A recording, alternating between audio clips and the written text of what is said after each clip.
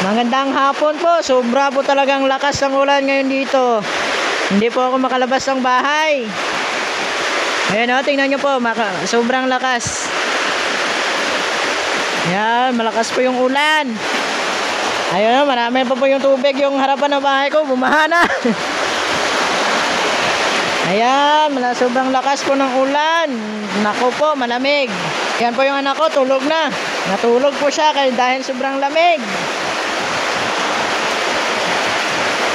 Naglaba po kanina, inabutan po ako ng ulan. Hindi po natuyo ang labahan ko. Ito po, nabutan po ako ng ulan. Nabasa ako sa ulan. Sobrang lakas po ng ulan.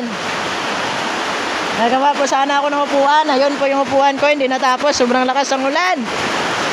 Tambayan namin dito pag may pumunta po sa Kuya Raymond. Yun po yung upuan namin.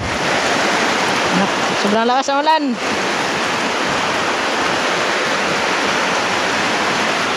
Yan.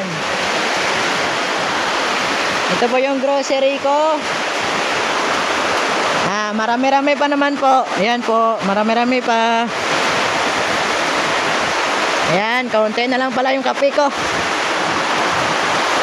Yung grocery ko, marami-rami pa naman po. Yung mga noodles. Salamat po sa nagbigay nito. Ayan, mag-iingat po kayo. Sobra talaga lakas ang ulan.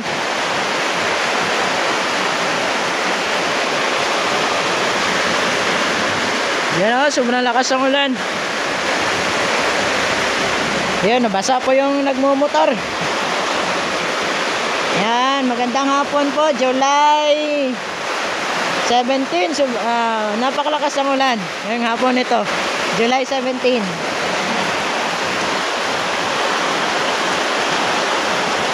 Mukhang ayaw po akong palabasin ng bahay.